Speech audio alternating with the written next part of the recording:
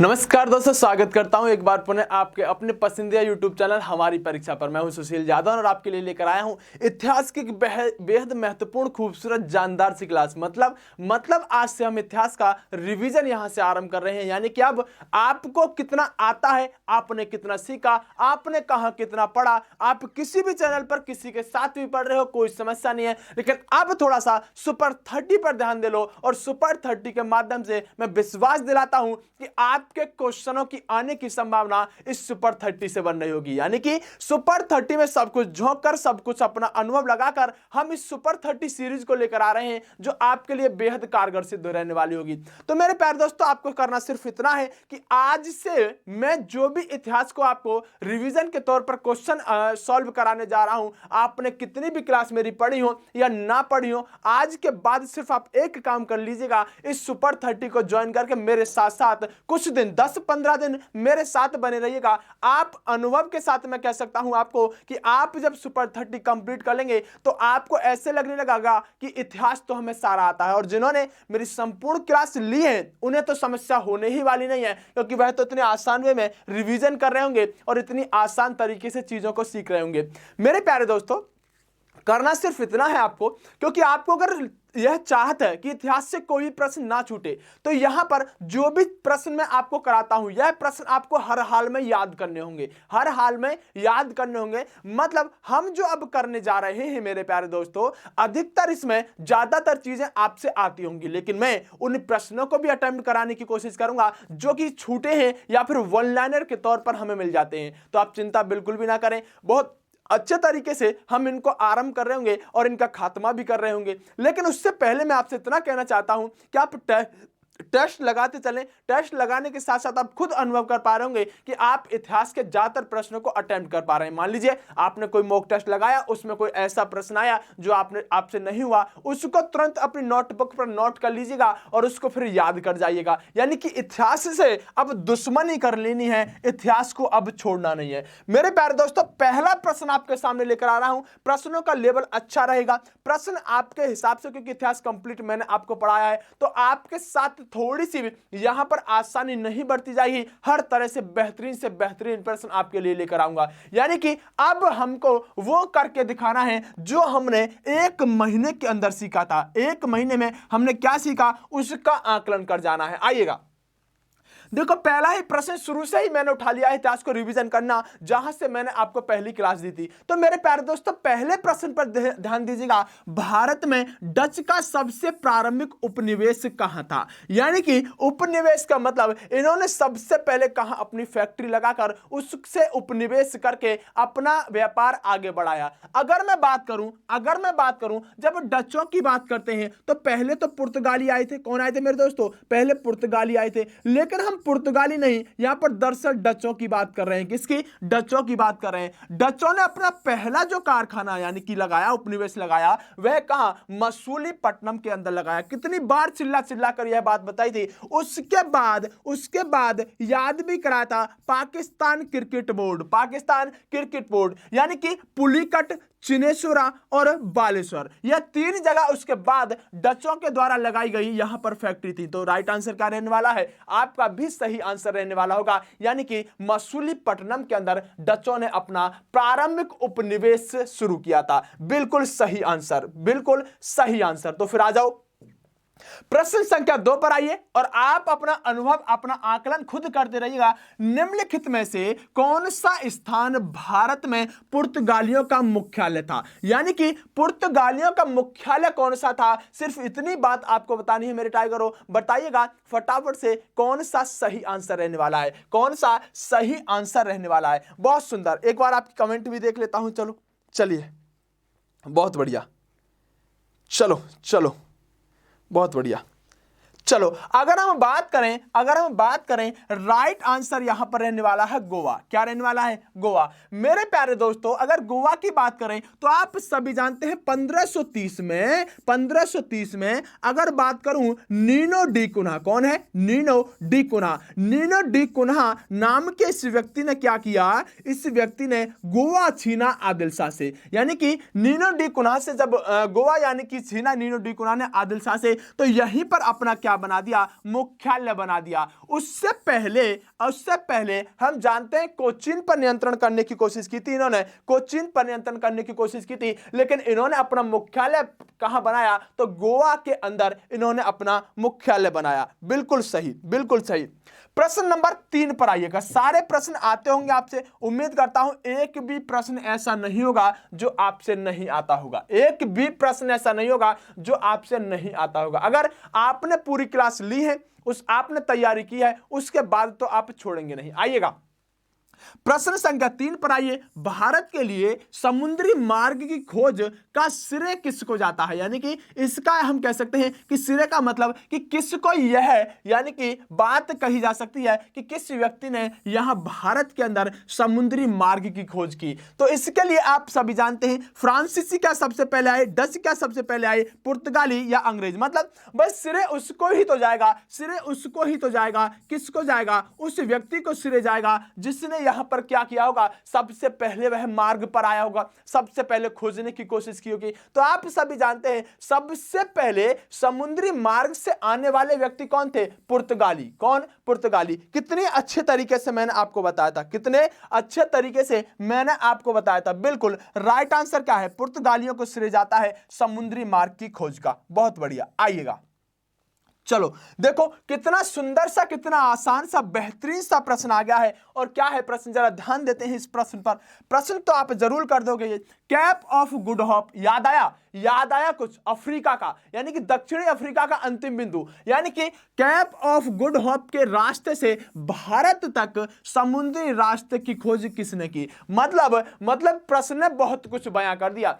इससे मतलब यह है कि यहां पर भारत के बारे में लोगों को जानकारी तो थी, लेकिन इस कैप ऑफ गुड होप के बारे में जानकारी नहीं थी। यानी कि कैप ऑफ गुड होप के रास्ते से आने वाले भारत में कौन थे, आप बताइएगा। सबसे पहले भारत की अगर खोज कह दिया है इसने, भारत तक आने की बात कह दी है, तो आप सभी जानते हैं कि एक व्यक्ति हुआ था जिसका नाम क्या था, बार्थोलोमेव डियाज। बार्थोलोमेव डियाज नाम का यह व्यक्ति जो था, यह भारत की तरफ बढ़ना तो चाहता, लेकिन 1487 के अंदर मेरे टाइगरों, 1487 के अंदर यह कैप ऑफ गुड होप से वापस लौट गया था। और इसको कैप ऑफ गुड होप को यानी कि तूफानों का स्थान कहकर इसने पुकारा था, और बार्थोलोमेव डियाज वापस लौट गया था 1487 में। लेकिन यहां पर जब भारत की खोज की बात की है, तो बार्थोलोमेव डियाज भारत तो आ नहीं पाया था, भारत नहीं आ पाया था।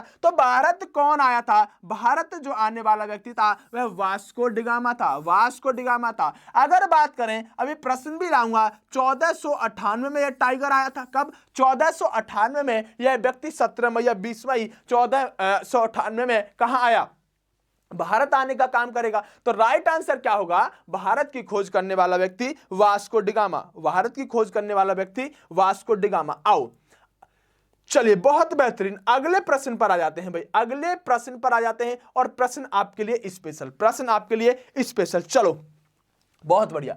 भारत में सबसे पहले आने वाले और सबसे बाद में जाने वाले थे, मतलब सबसे पहले आए भारत में व्यापार करने के लिए कौन सी विदेशी कंपनी, और सबसे बाद में गई सर, सबसे बाद में मतलब सबसे लंबे समय तक कौन रहा। अगर मैं बात करूं सर, ये बात तो ठीक है, सबसे पहले अगर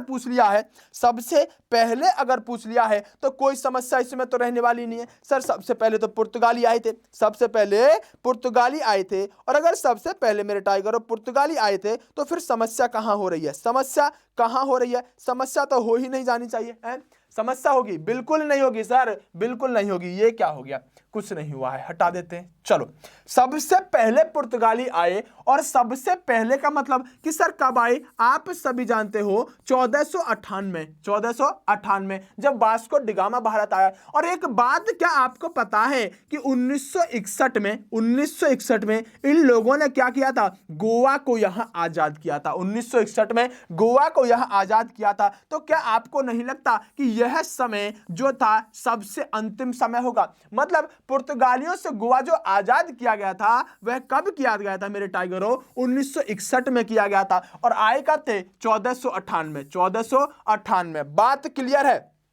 बात क्लियर है, बिल्कुल, बहुत सुंदर, बहुत बढ़िया भाई, बहुत बढ़िया। चलो अगले प्रश्न पर आ जाते हैं। तो अगर यहां तक बात क्लियर है तो यहां तक बात क्लियर है। बताओ भाई छठे प्रश्न का आंसर, छठे प्रश्न का आंसर फटाफट से बताओ, फटाफट से बताओ। चलो चलो, आज आपके कमेंट बिल्कुल नहीं पढ़ूंगा क्योंकि आज की जो क्लास है आपके लिए खास रहने वाली है। चलो बताना, भारत में पुर्तगाली सत्ता की वास्तविक नींव रखने वाले महानतम पुर्तगाली गवर्नर कौन थे? मतलब गवर्नर की बात कर रहा है, और कौन यहां पर कौन पुर्तगाली गवर्नर था जिसने भारत में माना जाता है कि वास्तविक नींव रखने वाले थे? तो आप पाएंगे डी अल्मीडा, अल्बुकर, फ्रांसीसी ड्रेक, उसके अलावा वास्को डिगामा। मेरे प्यारे दोस्तों, अगर मैं बात करूं आपसे अल्बुकर्क के बारे में, तो अल्बुकर्क नाम का व्यक्ति जो था, यह व्यक्ति ऐसा व्यक्ति था जो 1509 में, कब 1509 में गवर्नर बनकर आया और 1515 तक गवर्नर बनकर भारत में रहा। यह अल्बुकर्क नाम का व्यक्ति एक ऐसा व्यक्ति था जिसको वास्तविक नींव डालने का काम किया जाएगा, जिसको वास्तविक नींव डालने वाला व्यक्ति कहा जाएगा। क्योंकि इससे पहले डी अल्मीडा जो आया था वह नीले पानी की नीति, ब्लू वाटर पॉलिसी पर काम करके, यानी कि जो सऊदी अरब आदि क्षेत्र था उसमें काम करके वापस चला जाता है। तो आपको सारी चीज याद रखनी है, अगर कार्यकाल बताया है तो याद करना है, यहां से कुछ भी प्रश्न बन जाता है, ठीक है। तो वास्तविक नींव रखने वाला व्यक्ति कौन है मेरे टाइगर हो? अगर हम बात करें तो अल्बुकर्क रहने वाला है, अल्बुकर्क रहने वाला है। बहुत बढ़िया, चलो बहुत सुंदर, आगे बात कर लेते हैं। अगला प्रश्न आपसे क्या कह रहा है? प्रश्न नंबर 7, प्रश्न नंबर 7। ये तो प्रश्न भाई आप करोगे ही करोगे, बिल्कुल करोगे। अच्छा प्रश्न है। पुर्तगालियों द्वारा कालीकट से, कहां से? कालीकट से। कालीकट मतलब याद आ गया होगा बंदरगाह। कालीकट से ले जाए जाने वाले जो कालीकट के सूती कपड़े यूरोप में आमतौर पर क्या कहलाते थे? मतलब सामान्य भाषा में समझो कि जो कालीकट से जो कपड़े ले जाए जाते थे उनको जब यूरोप में जाकर बेचते थे तो उनको किस नाम से पुकारा जाता था? मतलब उनको क्या नाम दिया जाता था? बस इतनी बात आपसे पूछना चाह रहा है। और यह प्रश्न मैंने आपको कराया है कैलिको। यह प्रश्न थोड़ा सा अच्छा है, मैं जानता हूं कि भारत से सूती कपड़ों को ले जाकर जो कालीकट से ले जाए जाते थे उनको यूरोप में जाकर क्या कहा जाता था? कैलिको कहा जाता था, कैलिको कहा जाता था। बताओ कोई समस्या? कोई समस्या? बिल्कुल नहीं सर, बिल्कुल भी नहीं है सर, बिल्कुल कोई समस्या ही नहीं है। चलो बढ़िया, बहुत बढ़िया, बहुत सुंदर, मजा आ रहा है। इतिहास की जिसने भी सुपर 30 सीरीज कर ली ना, समझो वह तो उसका तो बेड़ा पार है, उसका तो बेड़ा पार है टाइगरो, बेड़ा पार है। और चिंता मत करो, मैं बहुत जल्द इस चैनल पर आपको एक ऐसी शख्सियत से मिलवाने जा रहा हूं, ऐसी शख्सियत से मिलवाने जा रहा हूं जिसको इस कंपटीशन की दुनिया का बेताज बादशाह कहा जाता है, जिसको कंपटीशन की दुनिया का बेताज बादशाह कहा जाता है। दिल्ली के अंदर, दिल्ली मुखर्जी नगर के अंदर जिनके यहां पर डंके बजते हैं, यानी कि सबसे महत्वपूर्ण, सबसे अनुभवी टीचर, लगभग 20 साल का अनुभव, लगभग 20 साल का अनुभव, यानी कि 40 साल उनकी उम्र है और 20 साल से पढ़ा रहे हैं। मतलब सब कुछ उनके हाथ में है, मतलब सब कुछ जानकारी उनके हाथ में है। वह आपको दिल्ली पुलिस के लिए अब अंतिम दिनों में कैसे आपको तैयार होना है इस बात पर परिचर्चा मेरे साथ करने आ रहे होंगे। यानी कि आपको एक ऐसी शख्सियत से मिलवाऊंगा जिसको आप हर व्यक्ति जानता होगा। यानी कि आप अगर कंपटीशन की दुनिया में थोड़ा सा भी ताल्लुक मुखर्जी नगर और दिल्ली से रखते हैं तो शायद ही कोई ऐसा बच्चा होगा जो उनको नहीं जानता होगा। यानी बहुत बड़ी शख्सियत से मिलवाने जा रहा हूं बहुत जल्दी। सिर्फ उनसे हम चर्चा करेंगे कि अब छात्रों को करना क्या चाहिए, इनको सफल होने के लिए अंतिम चरण में तैयारी किस तरह करनी चाहिए। और जब आप उनके अनुभव साझा, वह अपने अनुभव तुम्हारे साथ करेंगे तो तुमको इतना ज्यादा नॉलेज मिल जाएगी कि जो आप इधर उधर रास्ते पर भटक रहे हो ना, आप एकदम से सटीक रास्ते पर आ जाओगे, एकदम से सटीक रास्ते पर आ जाओगे। बहुत जल्दी हम उनसे चर्चा करेंगे, इसी चैनल पर करेंगे, आप सबके साथ लाइव आकर करेंगे। तो आपको बहुत जल्द इस चीज के लिए अवगत करा दिया जाएगा। तैयार रहिएगा, नाम भी तभी बताऊंगा, मिलवाऊंगा भी तभी, और आप सबके लिए यह करने जा रहा हूं। बहुत ज्यादा प्रयासों से मैं इस काम को करने में यहां पर सफल हो पाया हूं। और उन्होंने हमारी जो बार बार हमने उनसे मांग रखी थी, यहां पर आग्रह किया था, उन्होंने हमारा सम्मान आग्रह किया। मैं उनका बहुत आदर करता हूं, इस बात में भी कोई शक नहीं है। बहुत बड़ी चीज है, बहुत बड़ी चीज, जिसका अंदाजा आप तब लगाओगे जब उनसे आप मिलोगे। चलो अपने शासन के दौरान अंग्रेज किसानों को असम यानी आसाम की बात करें, असम में डैश डैश उगाने के लिए मजबूर कर देते। मतलब पूछना यह चाह रहा है कि निम्नलिखित में से अंग्रेज असम के अंदर कौन सी फसल को उगाने के लिए वहां के किसानों को मजबूर करते थे। सही बात है। यह प्रश्न जो है एसएससी ने 2019 में 18 में पूछना शुरू किया था और बड़ा ही अच्छा प्रश्न बन जाता है, बड़ा ही अच्छा प्रश्न बन जाता है। अच्छा, असम के अंदर क्या ज्यादा होता है भाई? असम के अंदर क्या ज्यादा होता है? चाय ज्यादा होती है सर। क्या? चाय ज्यादा होती है। तो ध्यान रखना, चाय उगाने के लिए ही मजबूर करते थे यहां के किसानों को अंग्रेज। क्या उगाने के लिए? चाय उगाने के लिए। बिल्कुल, मजा आया? बात में मजा आ रहा है? अभी तो 8 ही प्रश्न हुए हैं भाई, अभी तो चिंता ना करो, अभी तो नॉलेज इतनी गेन हो जाएगी जिसका कोई जवाब नहीं होगा। चलो देखो, प्रश्न बहुत सामान्य सा है, याद भी कराया था। अंग्रेज शासक चार्ल्स द्वितीय यानी चार्ल्स सेकंड की बात कर रहा है, को किसकी यहां पर राजकुमारी से विवाह करने पर मुंबई दहेज में मिल गया। आजकल तो गाड़ी गुड़ी भी मिल जाए तो बड़ा नाम सा हो जाता है, इनको तो पूरा शहर दहेज में मिल जाता है। दहेज में मिल गया किसको? ध्यान रखना यहां पर जो चार्ल्स द्वितीय है उसकी शादी कैथरीन के साथ हुई थी और मुंबई दहेज में दिया था, क्योंकि आप जानते हैं जो रानी कैथरीन थी वह कौन थी? एक पुर्तगाली राजकुमारी थी, वह पुर्तगाली राजकुमारी रहने वाली थी। यानी कि आपको मैंने यह बात बहुत अच्छे से बताई थी, आप इसको कभी गलत नहीं कर सकते, तो फिर आ जाओ आ गया वही प्रश्न आ गया। अभी तो मैंने कराया था 10वां प्रश्न। इसमें तो कोई समस्या होनी ही नहीं चाहिए, अभी बता भी दिया था। क्या प्रश्न है सर? एक बार दिखा तो दो। प्रश्न इतना है कि निम्न में से कौन नीला जल योजना यानी नीले जल की योजना, इसे आप ब्लू वाटर नीति भी कह सकते हैं, ब्लू वाटर पॉलिसी भी कह सकते हैं, इससे संबंधित है। यानी ब्लू वाटर पॉलिसी चलाने वाला भारत के अंदर कौन व्यक्ति था? 1505 में आने वाला अगर हम बात करें डी अल्मीड़ा, जिसने कि सऊदी अरब क्षेत्र में तीर गुट को हराने का काम किया, नेवी की सर्वोच्चता स्थापित करने का काम किया। इस व्यक्ति ने वहां पर 3 तरह के कर भी लगाए, काफला, कार्ड्स आदि। अल्मीड़ा नाम के 3 कर भी लगाए और अकबर तक के जहाज इसको टैक्स देकर जाते थे। और जो शांत जल में बिल्कुल बिना लड़े व्यापार करने की नीति थी उसी को ब्लू वाटर पॉलिसी कहा गया है। कितने अच्छी तरीके से मैंने आपको यह बात समझाई थी, कितने अच्छे तरीके से मैंने ये आपको बात बताई थी। सारी चीज याद आती जाएंगी आपको जब मेरे साथ तैयारी करते रहोगे ना। सारा रिकॉल होता जाएगा, पीछे का जितना भी आपको है ना सब याद होता जाएगा। ठीक है, मजा आ रहा है ना भाई? चलो, पुर्तगाली उपनिवेश का प्रथम वायसराय भारत में कौन था? बताओ फटाफट। बेहतरीन सा क्वेश्चन है भाई, 11वां क्वेश्चन, मानने लायक। बिल्कुल, अभी बताया, अगर थोड़ा सा सेंस रखते हो ना तो इस प्रश्न का आंसर 1 मिनट में आ जाता है, 1 मिनट में। अब देखो, आप सभी जानते हैं 1498 में तो कौन आया था? वास्को डिगामा आया था, लेकिन अभी बताया 1505 में कौन आया था भैया? Vasco da Gama. हालांकि 3 बार आएगा, लेकिन गवर्नर बन के बाद में आएगा, अभी तो सिर्फ यात्री बन के आया है। 1505 में आने वाला व्यक्ति कौन था? डी अल्मीड़ा, जिसको पूरी ताकत के साथ यूरोप से भेजा गया था कि आपको क्या करना है, जो अरब के लोग रास्ते में डिस्टर्ब कर रहे हैं, मसाला आदि नहीं ले जाने दे रहे हैं, उनसे सिर्फ मसाला लेकर आना है। यानी कि व्यापार करने की एक नई नीति इसने शुरू की थी। तो वह कौन था? पहला वायसराय बन के भारत के अंदर आया था। कोई समस्या? अगर थोड़ा सा भी क्लास इत्मीनान के साथ पढ़ी होगी ना पहली वाली, तो समस्या आ ही नहीं जानी चाहिए।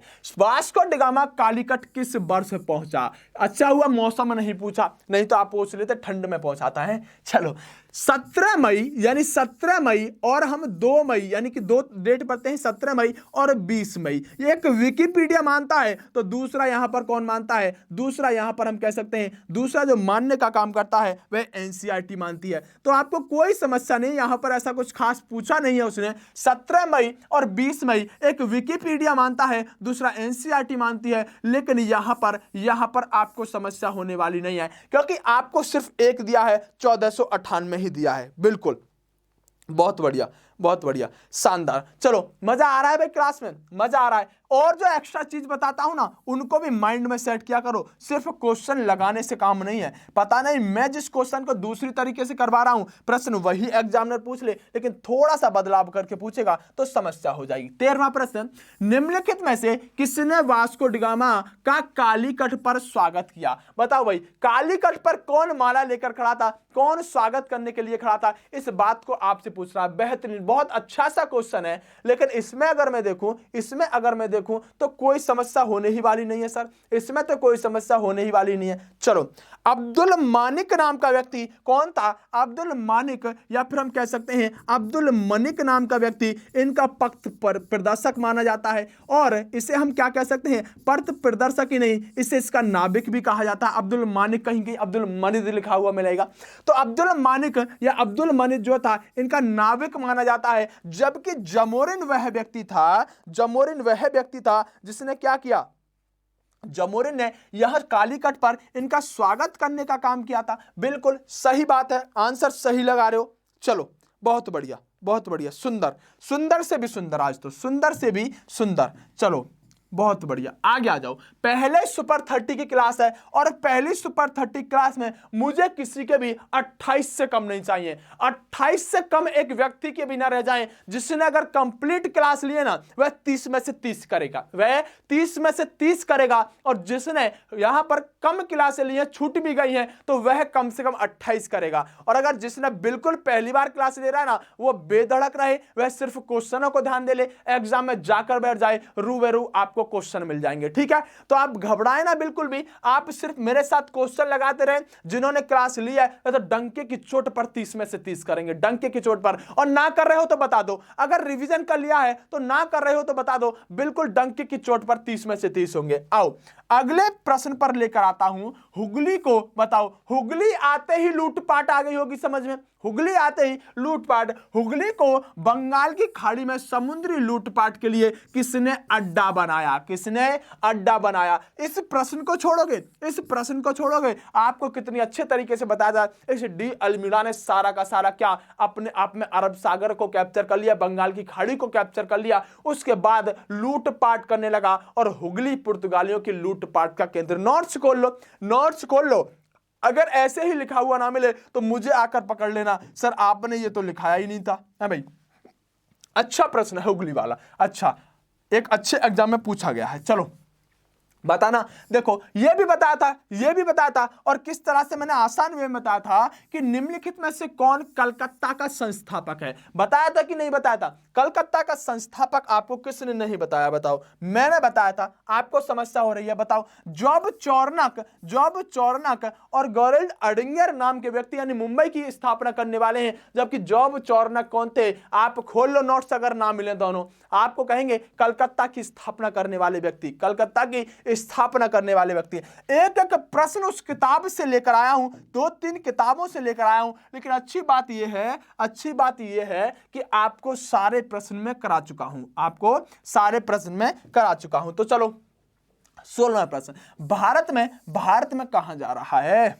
भारत में ईस्ट इंडिया कंपनी की सफलता का राज बताओ। सफलता का राज, इसके पीछे ही तो तुम पागल हो सर। सफलता का राज, लेकिन किसका? ईस्ट इंडिया कंपनी का पूछ रहा है। तुमसे अगर कह दो ना सफलता का राज बताने आ रहा हूं, कल आपको भीड़ लग जाएगी, शायद कुछ मामला सेट कर दें। लेकिन ध्यान रखना, सफलता का राज सिर्फ मेहनत होती है। क्या होती है दोस्तों? सफलता का राज सिर्फ मेहनत होती है, और आप मेहनत करते रहो, आप सफल हो जाओगे। और इससे ज्यादा चाहिए क्या चाहिए भाई? सही बात है ना।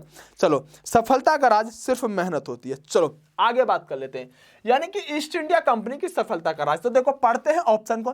थोड़ा सा ये जो प्रश्न होते हैं ना, इनका पूछने का कोई मकसद नहीं होता, सिर्फ आपका टाइम खाने का मतलब होता है। यानी कि क्वेश्चन तो आसान होगा, लेकिन पढ़ने में बच्चा टाइम ले ले, ये टाइम खाने वाले क्वेश्चन होते हैं। और ऐसे प्रश्नों में थोड़ा पढ़िएगा स्पीड से, ध्यान मत लगाइएगा, दिमाग मत दौड़ाइएगा, लेकिन स्पीड से पढ़ने की कोशिश कीजिएगा। भारत में राष्ट्र भावना की कमी, बिल्कुल अगर ऐसा होता, राष्ट्र भावना की कमी ना होती, तो क्या अंग्रेजों को ये भारत में घुसने देते? राष्ट्र भावना की कमी थी। कंपनी की सेना को पश्चिमी प्रशिक्षण मिला तथा उनके पास आधुनिक हथियार थे। बिल्कुल सही बात है, इस बात को तो रोक कौन सकता है? बिल्कुल सही बात है। चलो भारतीय सैनिकों में राष्ट्रीय भावना की कमी, बिल्कुल सही बात है। राष्ट्रीय भावना का अभाव, जिसके फलस्वरूप कोई जो उन्हें अच्छा वेतन दे सके, अपनी सेवा में लगा सकते, बिल्कुल सही बात है। सैनिकों के अंदर हम कह सकते हैं राष्ट्रीय भावना का अभाव था, उसके फलस्वरूप भी उनको कोई अच्छा वेतन दे सके, अच्छा सेवा में लगा सके, ऐसी व्यवस्था भी भारत के अंदर नहीं थी। मतलब आज के समय में सैनिकों से नहीं जोड़ेंगे, क्योंकि उस समय आप जानते हैं 1857 की क्रांति को ही ले लीजिए, सिर्फ मंगल पांडे को ही क्यों, बैरकपुर की उस छावनी के अंदर 34वीं एनआई बटालियन के अंदर क्यों मंगल पांडे को ही चर्बी लगे कारतूस से यहां पर आपत्ति हुई कि और सैनिकों को नहीं, तो कहीं ना कहीं राष्ट्रीय भावना की तो कमी थी। और उसके बाद जब इसको यहां पर मंगल पांडे को फांसी हो जाती है, तो छोटे छोटे विद्रोह उठते हैं कि उस बैरकपुर की छावनी और अन्य छावनियों में विद्रोह नहीं होता। तो कहीं ना कहीं हम कह सकते हैं तीनों बात अभी तक सही है, लेकिन चौथा ही यहां पर क्या दिया है, उपर्युक्त सभी, यानी कि राइट आंसर रहने वाला है कि यह तीनों ही बात सही थी। ब्रिटिश ईस्ट इंडिया यानी ईस्ट इंडिया कंपनी की सफलता की राज की बात करें तो सिर्फ यहां पर क्वेश्चन पढ़ने में टाइम लग जाए, इसलिए ऐसा आपको प्रश्न दिया जाता है और इसका कोई उद्देश्य होता ही नहीं है। अगले प्रश्न पर आ ही जाओ सर, अगर ऐसी बात है तो। चलो, क्या पूछ रहा है कि लंदन के अंदर जब ब्रिटिश ईस्ट इंडिया कंपनी का गठन हुआ, तो भारत का निम्नलिखित में से कौन बादशाह था। इस प्रश्न को अधिकतर बच्चे गलत करते हैं। जहांगीर दिया है, बिल्कुल देगा, एक तो जहांगीर ऑप्शन देगा और एक अकबर ऑप्शन देगा। आंसर तो इन दोनों में सही रहने वाला है।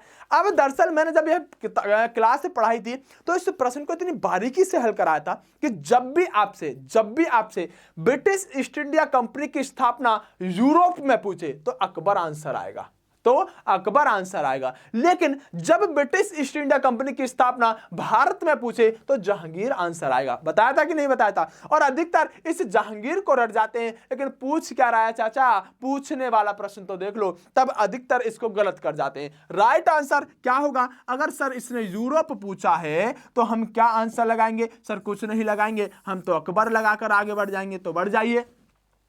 कौन रोक रहा है? कौन रोक सकता है तुमको? कोई नहीं रोक सकता आंसर लगाने से, बिल्कुल।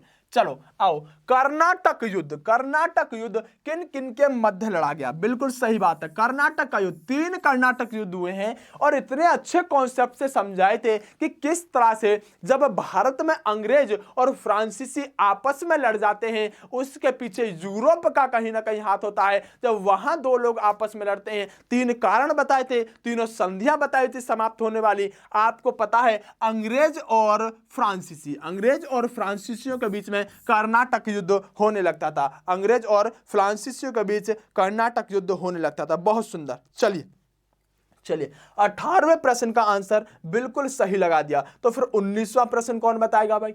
19वां प्रश्न कौन बताएगा? फटाफट बताओ 19वां प्रश्न।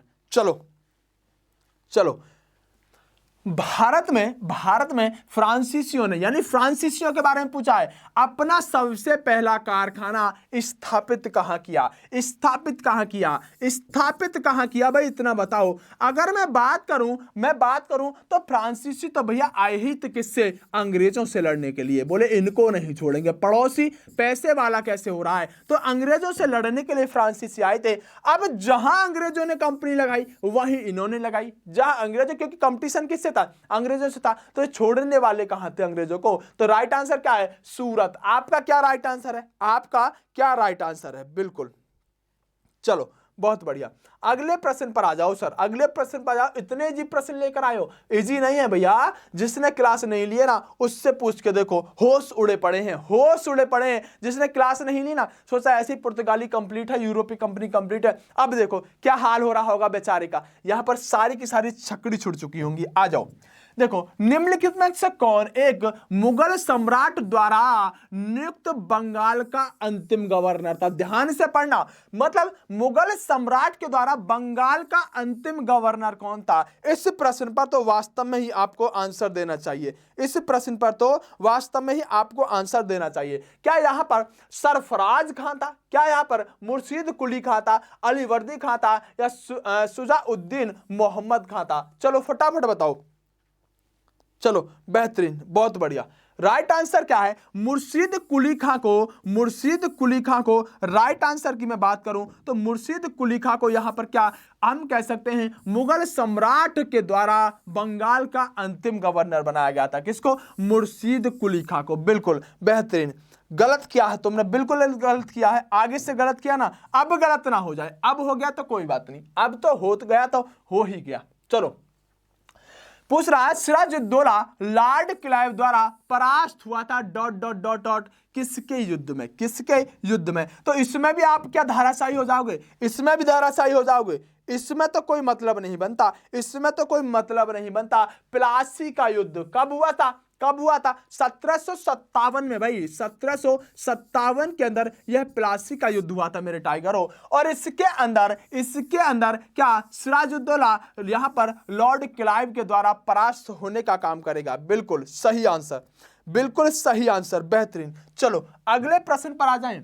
22 प्लासी का युद्ध का मैदान कहां है? चलो ऐसे प्रश्न पूछे जाते हैं, ऐसे प्रश्न पूछे जाते हैं आजकल। सारा कुछ रट लिया, प्लासी का युद्ध कब हुआ, कैसे हुआ, किसने किसके साथ हुआ, किसने किसको हराया, डेट भी याद कर ली, सब कुछ याद कर लिया, घुमा दिया प्रश्न। क्या पूछ रहा है? प्लासी का युद्ध मैदान कहां स्थित है? प्लासी का युद्ध का मैदान कहां स्थित है? बिहार में, आंध्र प्रदेश में, उसके अलावा उड़ीसा में या पश्चिम बंगाल में? घूम गए ना? घूम गए। चलो अब याद कर लो, पश्चिम बंगाल के अंदर प्लासी पड़ता है। कहां पर? पश्चिम बंगाल के अंदर प्लासी पड़ता है। प्रश्न तक अपनी अप्रोच लगाना सीखो, प्रश्न दिमाग में उठाना सीखो। अगर बक्सर पढ़ा दिया तो सर बक्सर है कहां पर? क्योंकि भैया ऐसे प्रश्न पूछे जाते हैं, ऐसे ही नहीं बता रहा मैं आपको, ऐसे प्रश्न पूछे जाते हैं। प्रीवियस ईयर में यह प्रश्न पूछा गया है और अधिकतर बच्चे यहां पर चने चाप गए, चने चाप गए भाई साहब, चने। ठीक है, तुम मत चाप जाना, तुम तो पेपर फाड़ के आ जाना, फाड़ के आ जाना पेपर। ठीक है, अगर ऐसा प्रश्न दिखे, अगर ऐसा प्रश्न दिखे जिसका आंसर बिल्कुल भी नहीं पता हो, तो तुम्हें पता है क्या करना है, तुम्हें पता है क्या करना है? क्वेश्चन स्किप करना है और आगे बढ़ना है। क्वेश्चन स्किप कर देना, नेगेटिव मार्किंग है, नहीं तो पता है क्या हो जाएगा, कट और जाएगा। थोड़ा सा उसके लिए मैं पेपर की स्ट्रेटजी बताऊंगा आपको, किस तरह से पेपर करना है। चलो, सबसे अधिक निर्णायक युद्ध जिसने अंग्रेजों के भारत में प्रभुत्व को स्थापित करने का किया था, यानी कि कौन सा युद्ध ऐसा निर्णायक युद्ध था जिसमें सबसे ज्यादा अंग्रेजों का यहां पर स्वामित्व बनने का काम किया? फटाफट बताइए, क्योंकि आप सभी जानते हैं कि प्लासी के युद्ध में तो काफी कुछ हुआ नहीं था, लेकिन बक्सर के युद्ध के बाद अंग्रेजों ने कुछ छोड़ा नहीं था। बक्सर के युद्ध के बाद अंग्रेजों ने कुछ छोड़ा नहीं था, और इसके बाद अंग्रेजों की हम कह सकते हैं कि भारत में प्रभुत्व स्थापित होने से कोई नहीं रोक पाया था। बक्सर का युद्ध, राइट आंसर क्या होगा? बक्सर का युद्ध। प्लासी का तो इसलिए नहीं हो सकता, अगर ऐसा हो जाता तो प्लासी का युद्ध ही क्यों होता? अगर सत्ता वहां पर पूरी तरह से स्थापित हो जाती तो फिर प्लासी का युद्ध ही नहीं होता है। चलो, यह पूछ इतना रहा है कि जब बक्सर का युद्ध हुआ था, मेरे टाइगरों, तो उस समय दिल्ली का शासक कौन था? अब देखो, कोई मुगल शासक होगा, थोड़ा सा कॉन्सेप्ट जनरेट किया करो। जब एक तरफ पुर्तगाली भारत में आ रहे थे तो उस समय मुगल गद्दी पर कौन बैठा था? तो आप सभी जानते हैं मुगल गद्दी पर कोई ना कोई मुगल बैठा होगा। तो प्रश्न भी तो वही पूछा है, कि बक्सर युद्ध के समय दिल्ली का शासक कौन था? दिल्ली का शासक कौन था? 24वें प्रश्न का आंसर फटाफट बताओ, 24वें प्रश्न का। चलो बढ़िया, औरंगजेब, शाह आलम प्रथम और शाह आलम द्वितीय। बढ़िया, शाह आलम दोनों डाल दिए हैं, लेकिन ध्यान रखिएगा शाह आलम द्वितीय जो था यह दिल्ली का क्या था? शासक था उस समय, जिस समय बक्सर का युद्ध हुआ। शाह आलम द्वितीय मुगल वंश का शासक उस समय शासन करने का काम कर रहा था। बहुत बढ़िया। चलो बताना अगला प्रश्न कौन बताएगा? अगला प्रश्न बताएगा कौन? पहले तो इतना बता दो। चलो फटाफट बताओ अगला प्रश्न क्या है, पहले देख लेते हैं। अच्छा प्रश्न है, और एक ही तीर से चार निशाने। अब देखो 18वें प्रश्न में सिर्फ इतना पूछना चाह रहा है, 25वें प्रश्न में 18वें शतक में भारत में, यानी शताब्दी में भारत में लड़े गए युद्धों का निम्नलिखित में से सही कलाक्रम कौन सा है? सही कलाक्रम कौन सा है? चलो लगाओ भाई, लगाओ। वांडीवास पहले हुआ था, बक्सर, उसके बाद अंबर। ठीक है, उसके बाद अंबर यहां भी दिया है, उसके बाद अंबर यहां भी दिया है, और उसके बाद अंबर यहां भी दिया। बस काम हो गया, बस मुझे इतना बता दो, अंबर का युद्ध कब हुआ? बस मुझे इतना बता दो, अंबर का युद्ध कब हुआ, मैं आपको मान जाऊंगा, मैं आपको मान जाऊंगा। बिल्कुल, अंबर का युद्ध बता दो। अंबर का युद्ध 1749 में हुआ था। अंबर का युद्ध कब, 1749 के अंदर अंबर का युद्ध हुआ था। और अगर एक और कोई याद हो आपको, 1764 यह भी याद हो तो इसमें भी कोई समस्या नहीं है। अब एक बात तो निश्चित है, एक बात तो निश्चित है, ऑप्शन खत्म, ऑप्शन खत्म। उसके अलावा दो ऑप्शन बचते हैं, क्योंकि अंबर का युद्ध अगर 1749 में हुआ तो सबसे पहले आने चाहिए था। दो ऑप्शन तो सर खत्म कर दो, खत्म कर दो, खत्म, देखना ही नहीं है तो देखना क्या है मेरे टाइगरों, अब दो देखने हैं कि बी और बी के अलावा कौन सा, बी के अलावा यहां पर डी, बी और डी में से चलो देख लेते। अच्छा एक बात बताओ, एक बात बताओ, अगर मैं यहां पर देखूं, अगर मैं देखूं तो वांडीवास का कब हुआ है, वांडीवास का कब हुआ है, क्या बक्सर का पहले हुआ है या वांडीवास का पहले हुआ है? बक्सर का तो 64 में हुआ था सर, ये हुआ था हमारा 60 में, ये हुआ था 60 में, तो ये भी भाई साहब खत्म, खत्म करो। फिर क्या लगाएं, आंसर लगाओ, आंसर उड़ाओ, प्रश्न को उड़ा दो बिल्कुल। उसके बाद हम जानते हैं प्लास्टिक की बात करें तो 1757 कोई जरूरत ही नहीं है, वांडीवास की बात करें 60 और बक्सर की बात करें 1764, अंबर बता चुका हूं 1749। चलो कोई समस्या, कोई समस्या नहीं है सर, कोई समस्या नहीं है, आंसर लगा दिया, ये ठोक दिया आंसर, एक ही तीर से चार निशाने। ये प्रश्न पूछा गया है, यह प्रश्न पूछा गया है, ठीक है। चलो 1765 में दीवानी प्रदान किए जाने के बाद ब्रिटिश सबसे पहले निम्नलिखित में से किस पर्वतीय जनजाति, बहुत सुंदर, किस पर्वतीय जनजाति के संपर्क में आई? क्या प्रश्न पूछा है, ऐसा प्रश्न जिसमें आपको अब समस्या होगी। और ऑप्शन गारो, खासी, कुकी और टिपराहा, टिपरा। बताओ भाई, मजा आ गया, मजा है प्रश्न। चलो ये प्रश्न तुम्हारे लिए स्पेशल था, इसका आंसर कौन बताएगा? प्रश्न भी बेहतरीन पूछा है। 1765 में दीवानी प्रदान किए जाने के बाद ब्रिटिश सबसे पहले निम्नलिखित में से किस पर्वतीय जनजाति के संपर्क में आए, किस पर्वतीय जनजाति के संपर्क में आए? चलो 1765 की बात करा, बेहतरीन सा प्रश्न है। चलो अगर मैं बात करूं इस प्रश्न की, तो प्रश्न बहुत अच्छे एग्जाम में पूछा गया था, लेकिन दरअसल जो यहां पर खासी जनजाति थी ना, जो खासी जनजाति थी, इसके साथ व्यापार करना शुरू किया था अंग्रेजों ने 1765 के आसपास, क्योंकि वहां से चूना आदि का व्यापार करते थे, दो तीन चीजों का और व्यापार करते थे, तो खासी जनजाति के साथ यह क्या करते थे, सबसे पहले संपर्क में आए 1765 के आसपास। इसको रट जाइएगा यार, रट जाइएगा खासी, ठीक है, बहुत बेहतरीन क्वेश्चन होता है, पूछेगा। अगर तुक्का मार दे तो कोई मार दे, बाकी तो यहां पर चने चाप जाएंगे, घोड़े लगाम चाप जाएंगे, घोड़े लगाम। चलो आ जाओ, घोड़े लगाम नहीं चापेंगे, घोड़े रण जीतेंगे इस बार। चलो निम्नलिखित में से अगर हम बात करें, अच्छा सा प्रश्न, निम्नलिखित में से किसने भारत में अंग्रेजों का सर्वाधिक विरोध किया? देखो अब थोड़ा सा आइडिया लगाया करो, मराठा, मुगल, राजपूत या सिख, बताओ किसने सबसे ज्यादा विरोध किया था? बेहतरीन, चारों के चारों ही अपने आप में महान है, चारों के चारों अपने आप में महान है, लेकिन तुम बताओ तुमको क्या आंसर लगता है भाई, तुमको क्या आंसर लगता है? सही बताओ आंसर। देखो अगर हम बात करें, मराठाओं ने भी विरोध किया, मुगलों ने, मुगल तो क्यों करते, मुगल किया था लेकिन इन्होंने फरमान भी जारी किए थे, किया था लेकिन फरमान भी जारी किए थे, राजपूतों ने भी किया, सिखों ने भी किया, लेकिन यहां पर पूछ रहा है कि भाई सर्वाधिक विरोध किसने किया? तो मेरे दोस्तों सर्वाधिक विरोध करने वाले कौन थे? सर्वाधिक विरोध करने वाले इनके मराठा हुआ करते थे। कौन? मराठा हुआ करते थे, बिल्कुल सही आंसर मराठा, बेहतरीन। चलो अगले प्रश्न पर, प्रश्न बिल्कुल अंतिम चरणों में है, आप एक बार जरूर बताइएगा मजा आया कि नहीं आया, कितने प्रश्न आज आपने किए। यह प्रश्न पूछा गया है एसएससी के द्वारा, आज इसका खात्मा कर देते हैं, आज इसका खात्मा कर देते हैं। महाराजा रणजीत सिंह के राज्य की राजधानी, यह प्रश्न इसलिए पूछा जाता है क्योंकि इसका आंसर लाहौर रहता है। यह प्रश्न इसलिए पूछा जाता है क्योंकि बच्चा यहां पर कुछ लगाना नहीं चाहेगा, बोले लाहौर ये तो पाकिस्तान में, इसको हटाओ, सबसे पहले हटाएगा, और सबसे पहले ही आंसर इसी का रहने वाला है, लाहौर यहां पर सही आंसर रहेगा। महाराणा रणजीत सिंह की यह क्या रही है? राजधानी रही है। चलो इसीलिए यह प्रश्न पूछा जाता है, लेकिन आज के बाद आप तो इसको बिल्कुल गलत नहीं करोगे। चलो सिखों की बात करते हैं, तो रणजीत सिंह ने सुप्रसिद्ध कोहिनूर हीरा प्राप्त किया था, यानी रणजीत सिंह ने जो सुप्रसिद्ध कोहिनूर हीरा था यह प्राप्त किया था, इस बात को आपसे पूछ रहा है, किससे प्राप्त किया था? शाह शुजा, जमान साहा, उसके अलावा दोस्त मोहम्मद से और शेर अली से। आप बताओ किससे किया था, किससे किया था भाई?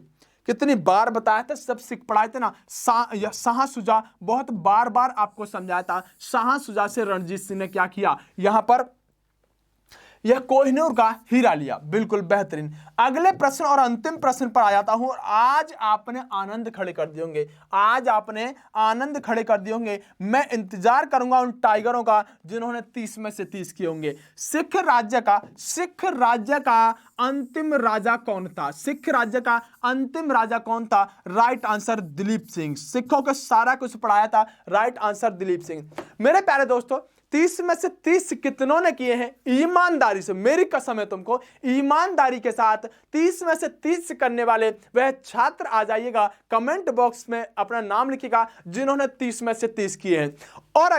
और अगर सबसे पहला व्यक्ति जो होगा कमेंट करने वाला जिसने 30 में से 30 किए होंगे, उसको मेरी तरफ से एक राइटोमीटर पेन होगा। वह कैसे दूंगा, वह मेरे ऊपर छोड़ दीजिएगा, नंबर उसका भाई का अपना कमेंट कर दीजिएगा। उसको एक राइटोमीटर का पेन, जिसकी कीमत बहुत होती है, बहुत नहीं होती, ज्यादा नहीं होती, लेकिन मेरा फेवरेट पेन होता है, एक राइटोमीटर का पेन मैं उस भाई को दूंगा जिसने आज के सेशन में 30 में से 30, बहन भी होगी तो उसे भी एक राइटोमीटर का पेन मेरी तरफ से होगा। पहला कमेंट जिसका होगा, और 30 में से 30 होंगे, और नंबर के साथ अगर उसने यहां पर कमेंट किया है अपने फोन नंबर के साथ, तो मैं उसे 30 में से 30 दूंगा। और अगर बात रही आप ऐसा नहीं कर सकते, तो आप इतना कीजिएगा, अगर वास्तव में 30 में से 30 आपने किए हैं तो मुझे मेरी ईमेल आईडी पर आप वह नंबर अपना भेज दीजिए, और आप वहां से मुझसे राइटोमीटर का पेमेंट ले लीजिएगा। उसका मैं नाम भी अगली वीडियो में लूंगा कि मैंने किसको राइटोमीटर पेन दिया है। मैं इंतजार करूंगा कौन मेरा भाई आज की इतिहास की क्लास में, क्योंकि